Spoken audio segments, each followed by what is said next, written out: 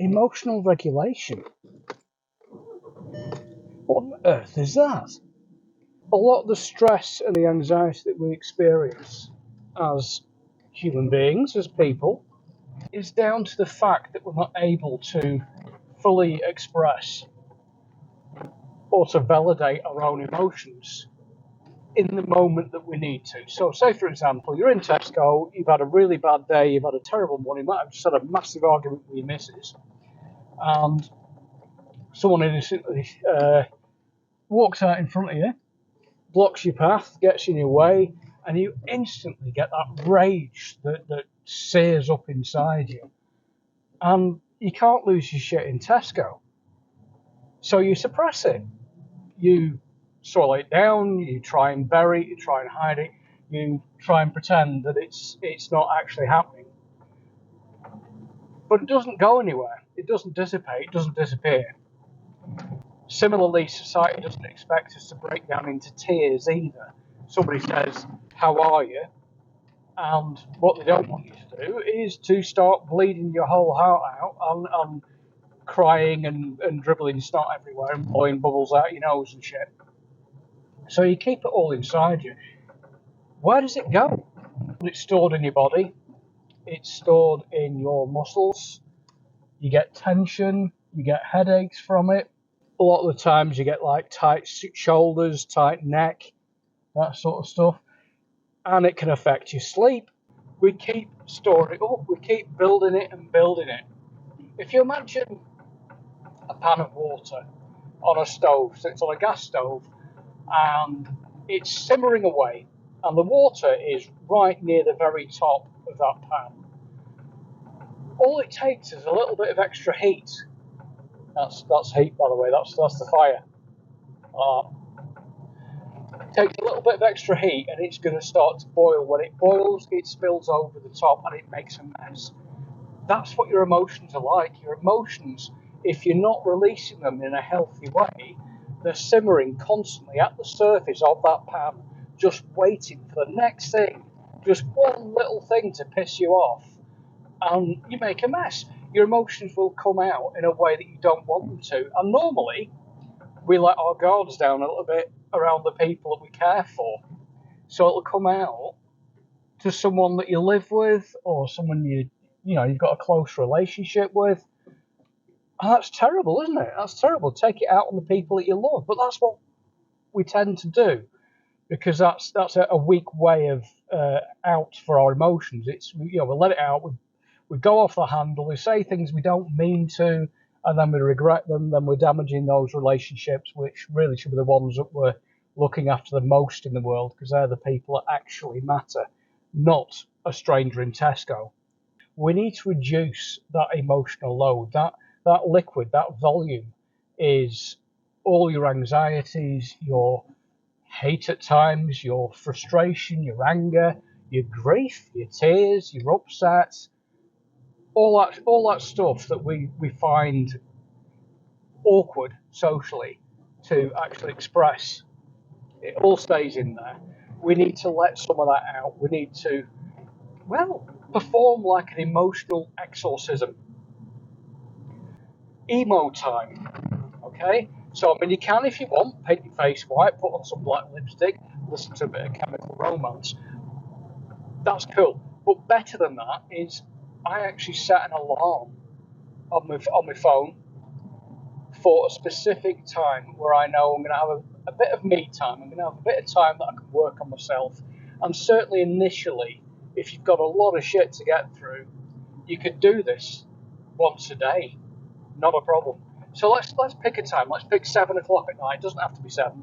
Let's pick 7 o'clock at night, and your emo alarm goes off, and it's like, right, okay. So that's your reminder that all of these emotions that you've suppressed throughout your whole day, it's now time to let those fuckers out.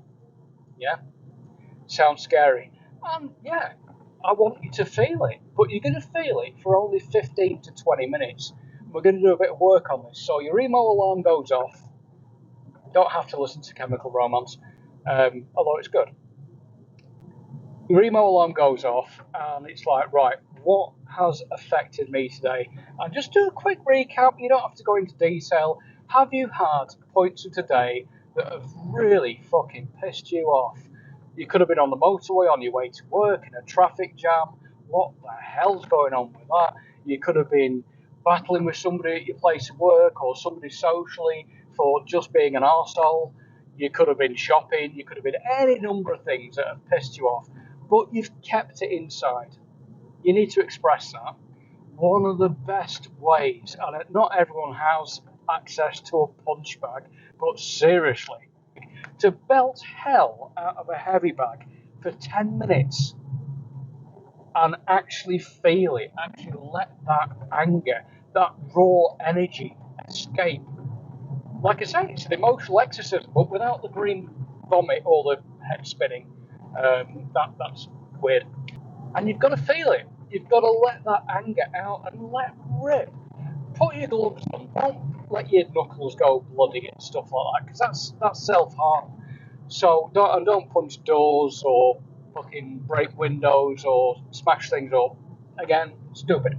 If you've got access to that, fantastic. But if you remember physics at school, maybe you do, maybe you don't, energy never ever dissipates. It only ever changes from one form to a different form. Potential energy is lifting something heavy up, and then it's got potential energy. Let go of it, it's then got kinetic energy. It lands on the floor, it smashes, you've got, again, turns into more kinetic energy, into a bit of heat, friction, sound energy. You've got the idea. I'm going to stop waffling now. So, kinetic energy is one of the best ways to get rid of anger.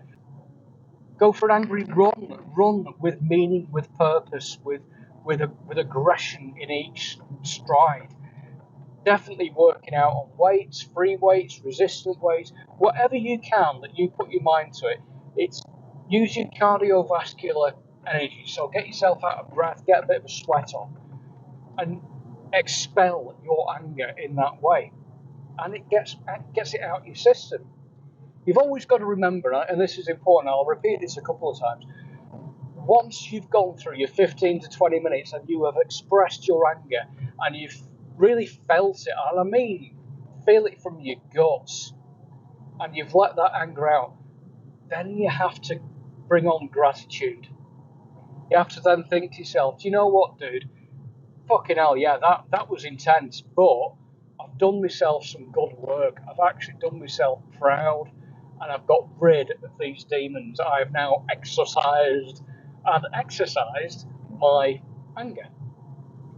Another method, if you don't want to be so aggressive, or maybe you're not physically fit enough to do these things, or maybe it's just not appropriate on this particular night, 7 o'clock, doesn't have to be 7, your emo alarm goes off, have you got a freezer? So you got a freezer, you got some ice cubes. Freeze those fuckers. Break half a dozen out, take them outside, and smash them into the concrete. But do it one by one. And what I want you to do is actually put all of your hatred, all of your aggression, all your annoyance into that bastard cube before you smash it. Hate that little icy fucker. Yeah? And then when you smash it, do it with vigour. Actually wang it into the concrete and watch it explode and get the satisfaction of seeing that being destroyed. Visualise your anger, your frustration being destroyed along with it. All that negativity, all that shit that doesn't serve you. Watch that fucker go. And then you've got the next cube. Yeah, you've got 5 more. I want you to amplify it every time. Hate that cube more. Give it a name. If there's someone at work or someone in your personal life or whatever else it is, if it's an electric bill, it doesn't matter what it is. Project it onto that twatting cube and then detonate its arse into the concrete. Don't throw it at people, because that's assault and you'll get the police involved. So, if you've had an argument with your significant other and you're imagining they are that ice cube, if they actually come out and say, "Oh, what are you doing outside?" don't throw it at them. That's naughty. Then, again, once you've gone through your 6 cubes and you've really meant it and you've really felt it, then comes gratitude.